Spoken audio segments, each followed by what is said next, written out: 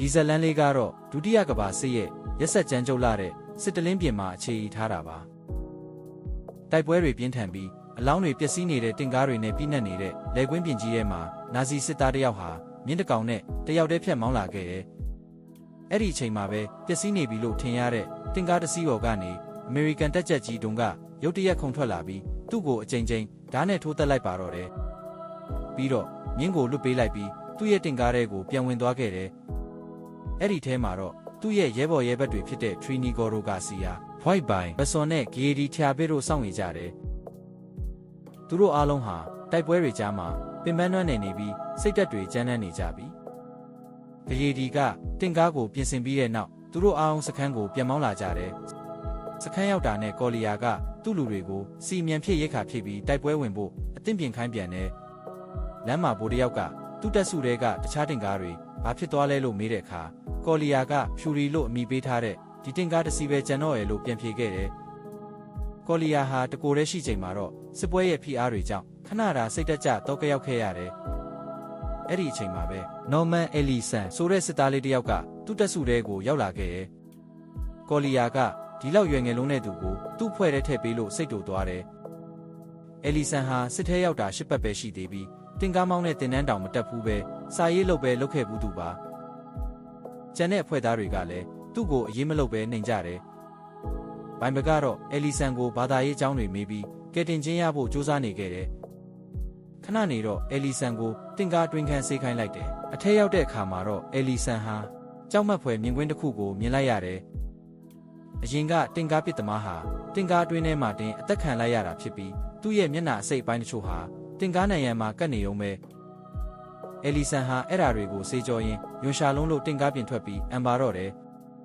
စခန်းထဲကိုနာဇီယာရှိတယောက်ခေါ်လာတာကိုမြင်တော့ကော်လီယာကဒေါသအကြီးနဲ့တွားရိုက်ဖို့ကြိုးစားပေမဲ့သူ့လူတွေကတားလိုက်ရတယ်အဲ့ဒီနောက်ကော်လီယာဟာတခြားတင်ကားမှုတွေနဲ့တွေ့ပြီးအထက်ကပေးတဲ့အမိန့်တစ်ကိုလက်ခံလိုက်ရတယ်အဲ့ဒါကတော့ဗိုလ်ကြီးဦးဆောင်တဲ့စစ်ကြောင်းနဲ့အတူမြို့ငယ်လေးတစ်မြို့ကိုတွားသိမ်းဖို့ပါတောအုပ်တစ်ခုကိုဖျက်တဲ့အခါကော်လီယာကရန်သူရှိနိုင်လို့တတိပေးထားတယ်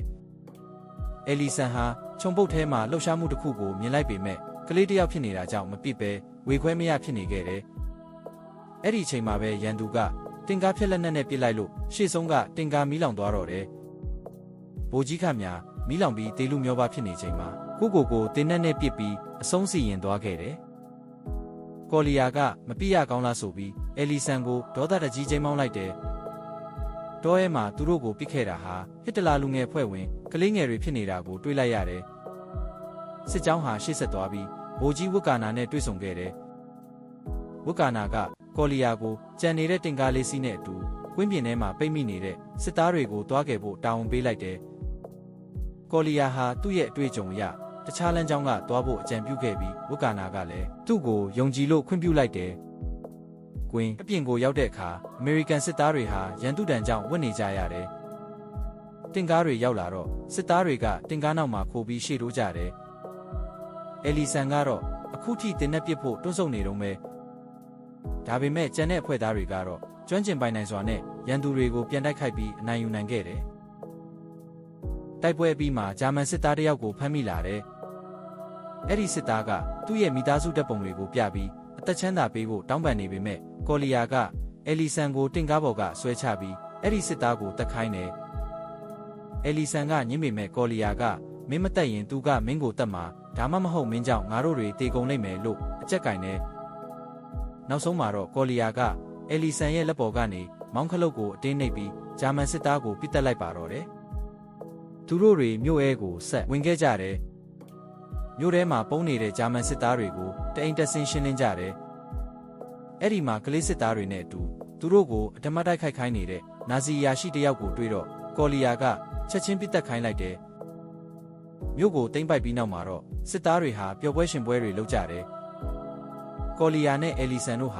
တိုက်ခန်းတစ်ခုထဲကိုဝင်သွားပြီးအဲ့ဒီမှာပုန်းနေတဲ့အမျိုးသမီးကြီးတယောက်နဲ့သူမရဲ့တူမလေးအမာတို့ကိုတွေ့ခဲ့တယ်ကော်လီယာဟာသူတို့ကိုမထိခိုက်ပဲဂျာမန်လိုအေးအေးဆေးဆေးစကားပြောပြီးကြက်ဥတွေပေးကဟင်းချက်ခိုင်းတယ်Ellisonနဲ့အမာတို့ဟာခဏတာအတွင်းမှာပဲတယောက်နဲ့တယောက်တန်ရောစင်ဖြစ်သွားကြပေမဲ့တာဝန်တစ်ကြောင့်ခွဲခွာခဲ့ရတယ်ကော်လီယာကိုဝက္ကာနာကခေါ်ပြီးနာဇီတပ်တွေဟာ အမေရိကန်ရိတ်ခါစခန်းကိုဥတီလာနေကြောင်းပြောတယ်။အဲ့ဒီလမ်းဆောင်ကိုကော်လီယာတို့တင်ကားလေးစီးကတွားရောက်ဟန်တားရမှာပါ။လမ်းမှာရန်သူတိုက်ကားတင်ကားကြီးနဲ့ထိတ်တိုက်တွေ့ပြီးအမေရိကန်တင်ကား3စီးပျက်စီးသွားခဲ့တယ်။နောက်ဆုံးမှာတော့ကော်လီယာတို့ရဲ့ဖြူရီတင်ကားပဲကျန်ခဲ့ပြီးရန်သူတင်ကားကိုအနိုင်တိုက်နိုင်ခဲ့တယ်။ဒါပေမဲ့သူတို့ရဲ့ဆက်သွယ်ရေးဆက်ပြတ်သွားခဲ့ပြီးလမ်းဆောင်ကိုတွားတဲ့လမ်းမှာဖြူရီဟာမိုင်းနှင်းမိပြီးတက်ဆင်ထားတဲ့ဘီချင်းတွေပြတ်ထွက်သွားခဲ့တယ်။သူတို့တွေပြင်နေုံမှာအယ်လီဆန်ကကင်းထောက်ရင်းနာဇီစစ်သားရာနဲ့ချီပြီးချီတက်လာတာကိုမြင်လိုက်ရတယ်။အဖွဲ့သားတွေကထွက်ပြေးဖို့ပြင်ပေမဲ့ကော်လီယာကတော့သူ့ရဲ့အိမ်တပွဲချစ်တဲ့ဒီတင်ကားကိုစွန့်ခွာမှာမဟုတ်ဘူးလို့ဆုံးဖြတ်လိုက်တယ်။ဒါကြောင့်အဖွဲ့သားအားလုံးဟာကော်လီယာနဲ့အတူတေးအတူရှင်မကွာတိုက်ပွဲဝင်ဖို့ဆုံးဖြတ်လိုက်ကြတယ်။သူတို့တွေဟာတင်ကားပြင်ဘက်မှာအလောင်းတစ်လောင်းကိုမိရှို့ပြီးတင်ကားပြတ်သွားပြီလို့ရန်သူတွေထင်အောင်လှည့်စားထားလိုက်တယ်။နာဇီစစ်သားတွေတင်ကားနာရောက်လာတဲ့အချိန်မှာပဲသူတို့တွေရုတ်တရက်ပြစ်ခတ်တိုက်ခိုက်ပါတော့တယ်။နာဇီစစ်သားတွေအတုံးအယုံတေကုန်ကြတယ်။တိုက်ပွဲကအရန်ပြင်းထန်လာတယ်။တင်ကားထဲမှာခဲယမ်းတွေကုန်လာတော့အပြင်ထွက်ပြီးတင်နက်တွေကိုယူရတယ်။အဲ့ဒီအချိန်မှာပဲနာဇီစစ်သားတစ်ယောက်ကတင်ကားပေါ်တက်ပြီးကော်လီယာလက်မောင်းကိုပြစ်လိုက်တယ်။ကော်လီယာကအဲ့ဒီလူကိုပြန်တက်လိုက်နိုင်ပေမဲ့အခြေအနေကပိုဆိုးလာတယ်။ရန်သူတွေကတင်ကားဖြက်လက်နက်တွေနဲ့ပစ်လို့ဂရီဒီတေဆုံးသွားခဲ့တယ်။ကော်ရိုဟာလက်ပစ်ပုံးကိုအပြင်ပစ်ဖို့စူးစမ်းရင်းအပစ်ခံရပြီးလက်ပစ်ပုံးဟာတင်ကားထဲကိုပြုတ်ကျသွားတယ်။သူဟာသူ့ရဲ့ရဲဘော်တွေကိုကာကွယ်ဖို့အတွက်လက်ပစ်ပုံးပေါ်ကိုကိုယ်နဲ့ဖိချပြီးအနစ်နာခံသွားခဲ့တယ်။ဘိုင်ဘကလည်းအပြင်ကိုထွက်ကြည့်ချိန်မှာစနိုက်ပါနဲ့အပစ်ခံရပြီးတေဆုံးသွားပြန်တယ်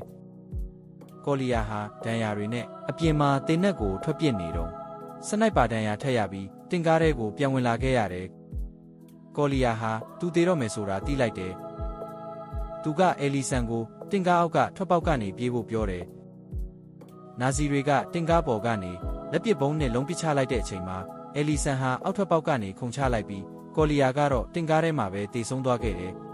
။အယ်လီဆန်ဟာတင်ကားအောက်ကမြေကြီးထဲမှာပုန်းနေတော့နာဇီစစ်သားငယ်လေးတစ်ယောက်ကတမီးနဲ့ထိုးကြည့်ပြီးသူ့ကိုတွေ့သွားတယ်။ဒါပေမဲ့အယ်လီဆန်ရဲ့မျက်လုံးထဲကအရိပ်ရောင်တွေကိုမြင်ပြီးအဲ့ဒီစစ်သားလေးကဘာမှမပြောရဲလှည့်ထွက်သွားခဲ့တယ်။ဒီဂျာမန်စစ်သားလေးကလည်းအယ်လီဆန်လိုမျိုးတက်သားတစ်ဖြစ်နိုင်ပါတယ်။နောက်တစ်နေ့မနက်မှာတော့အမေရိကန်တပ်တွေရောက်လာပြီးအယ်လီဆန်ကိုကယ်တင်ခဲ့ကြတယ်။သူတို့ကအယ်လီဆန်ကိုသူ့ရဲကောင်းတစ်ယောက်လိုဆက်ဆံပြီးခေါ်ဆောင်သွားကြတယ်